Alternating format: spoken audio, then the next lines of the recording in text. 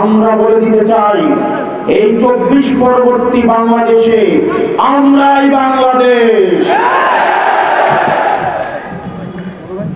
আমরা একটা দরিদ্র বান্ধব বাংলাদেশ গড়ে তুলব, যে বাংলাদেশে ভিন্ন চিন্তা এবং মতের মানুষদেরকে বলা হবে না তোমরা পিন্ডি চলে যাও, তোমরা দিল্লি চলে যাও। আমরা এমন একটা বাংলাদেশ গড়ে তুলব যে বাংলাদেশের মত প্রকাশের স্বাধীনতা যেমন থাকবে, ঠিক তেমন ভাবে দ্বিমত প্রকাশের স্বাধীনতাও থাকবে।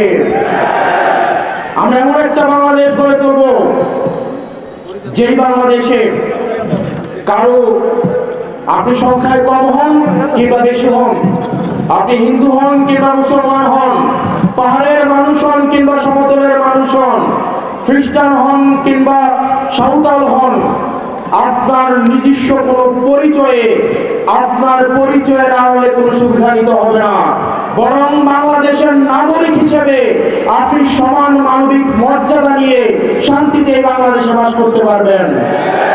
প্রিয় চট্টগ্রামবাসী, আমাদের ঐক্যবদ্ধ বাংলাদেশ 10 দলীয় যে জোট রয়েছে, সেই জোটের অধীনে আমরা এমন একটা বাংলাদেশ গড়ে তুলব যেই বাংলাদেশে কে বাংলাদেশি না বাঙালি এই ধরনের কুটতর্কের মধ্য দিয়ে বিভাজনের রাজনীতি আর জিয়ে রাখা হবে না, বরং একতার রাজনীতির মধ্য দিয়ে আমরা ফরওয়ার্ড লুকিং বাংলাদেশ গড়ে তুলব।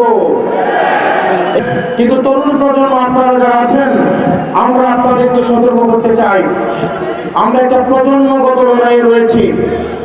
আপনারা যারা কামার, আপনারা যারা বেকার, অর্থ বেকার, ভবঘুরে, যারা কলকারখানায় কাজ করেন, যারা জমি নাই কিন্তু জমিতে চাষ করেন, যাদের বাড়ি নাই কিন্তু বাড়ি বানান, যারা জন্মানোর পরে শুধু খাটেন আর মরেন, যারা ওই পোকার মতো, তেরা পোকার মতো, পিপিলিকার মতো রাস্তায় ক্রস ফায়ারে মারা যান, আপনাদের জন্য সতর্ক বার্তা।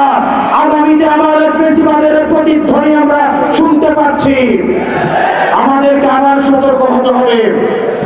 12 তারিখ যেন, 12 তারিখ আপনারা সবাই যেই ভয় দেখাক না কেন, 12 তারিখ পরবর্তী বাংলাদেশের গতিপথ নির্ধারণ হবে। 12 তারিখ যে ভয় দেখাক না কেন, 12 তারিখ অবশ্যই আমাদেরকে ভোট দিতে আসতে হবে।